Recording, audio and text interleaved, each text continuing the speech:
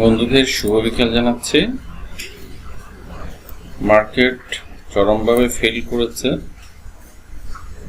53.47 point minus করে 5,330 point অবস্থান করেছে। আমাদের একটা মেজর সাপোর্ট জোন ছিল 5,400 কাছাকাছি জায়গায়, সেটা তো গতকালকে ব্রেকডাউন হয়েছে। আর আজকে যে অবশিষ্ট অংশটুকু বাকি ছিল সেটাও কিন্তু ব্রেক করেছে। 27টা অ্যাডভান্স আছে, 27টা অ্যাডভান্সের মধ্যে মার্কেট পড়ে গেলে যে শেয়ারগুলো অ্যাডভান্স থাকে সেগুলোই আছে। 332টা শেয়ার যখন ডিক্লাইন থাকে তখন এটা কত ধরনের কত বাজে টাইপের রুগ্ন একটা বাজার হতে পারে সেটারই কিন্তু বহিঃপ্রকাশ আমরা ডিক্লাইনে দেখতে পারি, এমনকি চার্টেও আমরা দেখতে পারি। একদম ক্রমান্বয়ে চরমভাবে ইন্ডেক্সকে ফলিং পজিশন নিয়ে গেছে।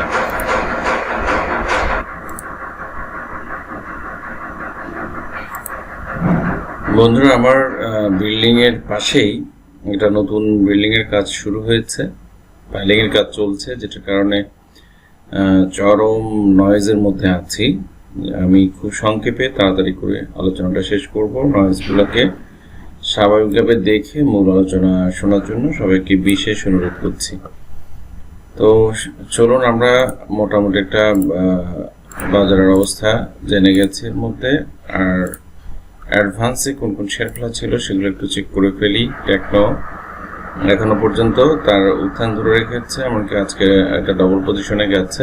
গতকালকে যেটা আলাপ করেছিলাম, নতুন নতুন শেয়ার টপ 10 সার্কিটে হিট করছে। নিউ লাইন দেখছি, তারপরে লিভরা, রেনুক জগেশ্বর, রুফালি লাইফ, ম্যাগনা কন্ডেন্স মিল্ক, এই শেয়ারগুলো কিন্তু সবসময় খারাপ মার্কেটে বাড়ে। যে রেকিট, সান লাইফ, এই টাইপের এগুলো আর কি।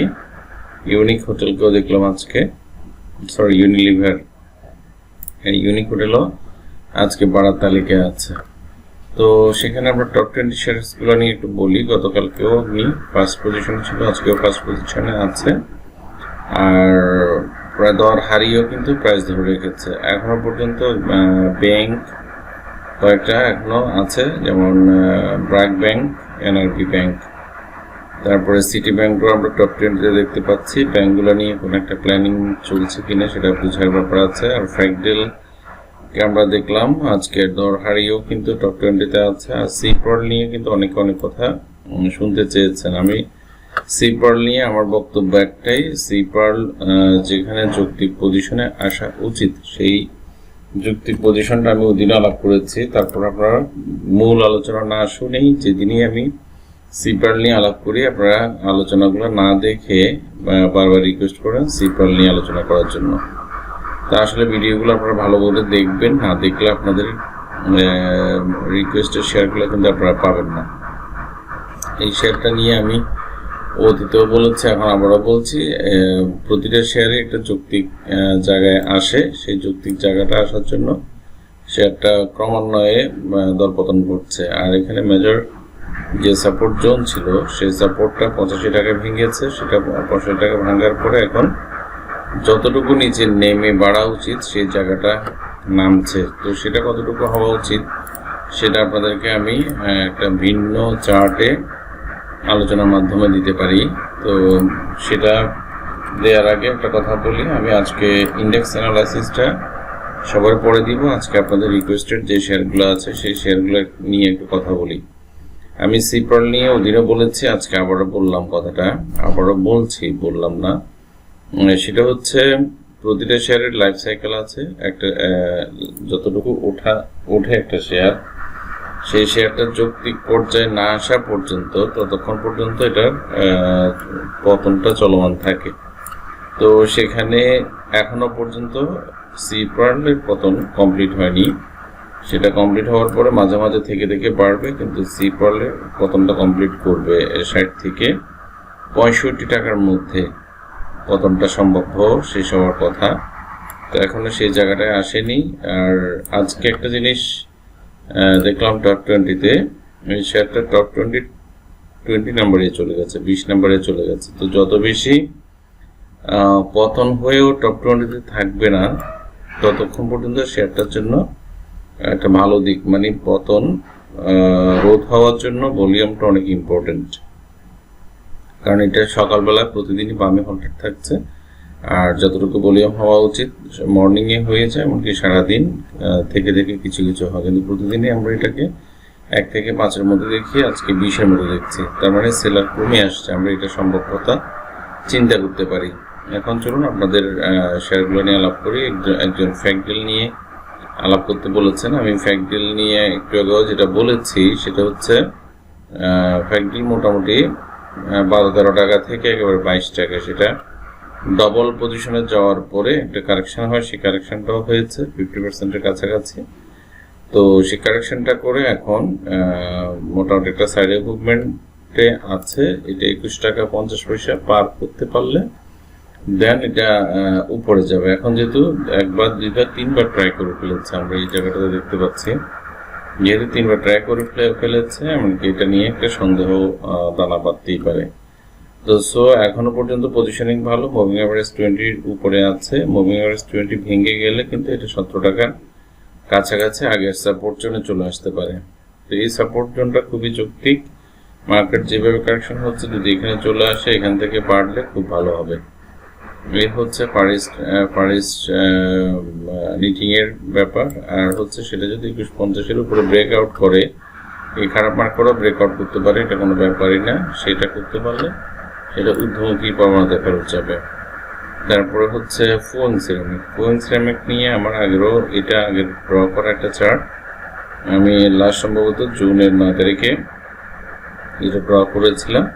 এটা ট্রেন্ড লাইনটা যেটা দিয়েছে, ট্রেন্ড লাইন ব্রেকআউট করেছে, কিন্তু ব্রেকআউট করে উপরে যাচ্ছিল, কিন্তু উপরে যেতে যেতে মার্কেট আবার যখন খারাপ হয়ে যায়, এখন আবার সে আগের সাপোর্ট জোনে চলে আসছে। আগের সাপোর্ট জোনটাতে এসে এখন কিন্তু এটা ডবল বটম ক্রিয়েট করেছে। তো ডবল বটমের দুইটা ফর্মুলা আছে, এক হচ্ছে ডবল বটম থেকে হয় প্রাইস বাড়বে, অথবা যদি ব্রেকডাউন হয় তাহলে প্রাইস অনেক নিচে নেমে যাবে। তো মার্কেট যেহেতু খারাপ, আমরা এটাকে অনেক নিচে নেমে যাবে এরকম বলতে পারছি না, কারণ এটার ফ্লোর প্রাইস 18 টাকা, ফ্লোর প্রাইসের নিচে এটা খুব একটা যায়নি, এখন এবার হয়তো চলেও যেতে পারে। তো এটা নিয়ে সাবধানতা অবলম্বন করাটা অনেক জরুরি। এরপরে হচ্ছে গোল্ডেন সলও আমি লাস্ট সম্ভবত এই জায়গাগুলোতে আলোচনা শেষ করেছিলাম। এটা সাপোর্ট জোন পরে গেছে, আপনারা এটা বুঝতে পারছেন হয়তো। হেড এন্ড শোল্ডার্স প্যাটার্ন, দুইভাবে head and shoulders pattern draw করা ছিল, তো সবগুলো এখানে ড্র করা এখনো রয়ে গেছে, এটাকে আনলাম।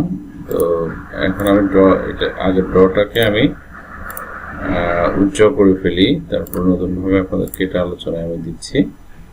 আলোচনার মধ্যে যেটা হচ্ছে, এটা হেড এন্ড শোল্ডার্স প্যাটার্নের inverted head and shoulders pattern, না সরি, শুধু হেড এন্ড শোল্ডার্স প্যাটার্ন এটা কমপ্লিট করে ফেলেছে অলরেডি। কমপ্লিটের একটা জায়গায় এসে এখানে 16 টাকা থেকে 17 টাকার মধ্যে একটা যৌক্তিক সাপোর্ট জোন আসছে, এখানে একটা ভালো সাপোর্ট ছিল, সেই সাপোর্টে এসে মোটামুটি প্রাইসটা বেড়েছিল। তো 4-5 টাকা গ্যাপ করার পরে এখন মার্কেট খারাপের মধ্যে এখন সেটা যথারীতি প্রাইস বাউন্স ব্যাক করে আবার নিচের দিকে আসছে। এখন 18-17 টাকা পর্যন্ত এটার সাপোর্ট জোন আছে। কোনো কারণে যদি 17 টাকা ফেল করে তাহলে কিন্তু এটার জন্য কপালে দুঃখ ছাড়ার কিছু আমি বলবো না। তো সো যার কাছে আছে তিনি সাবধানতা অবলম্বন করবেন।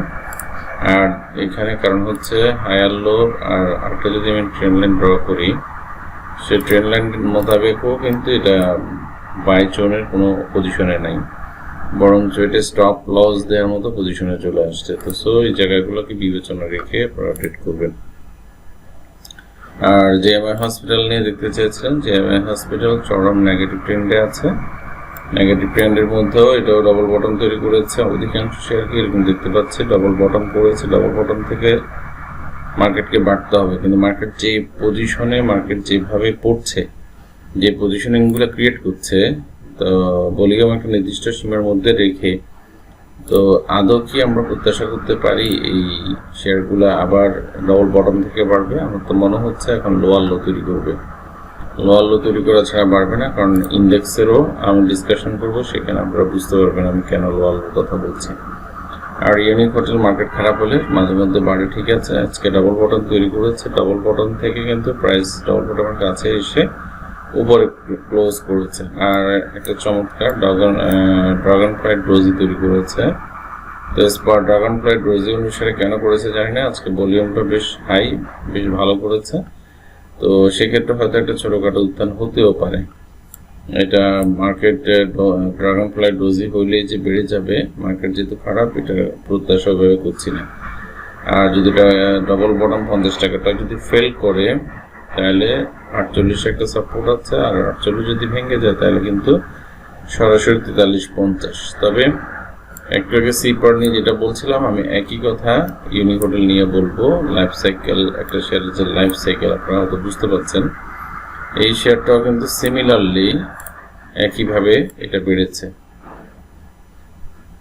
এইভাবে করে বেড়েছে, এখন পড়ছেও সিমিলারলি। এখন এইটাই হচ্ছে লাইফ সাইকেলের কমপ্লিট একটা জায়গা, সেটা হচ্ছে 43-44 চলে আসবে ধীরে ধীরে। এই ব্যাপারে মোটামুটি অনেকটা নিশ্চিত থাকেন, যার কাছে আছে সে সাবধানে করবেন। আর ম্যাগনা কনডেন্স মিল্ক কার মার্কেটে আজকেও বেড়েছে, গতকালকেও বেড়েছে।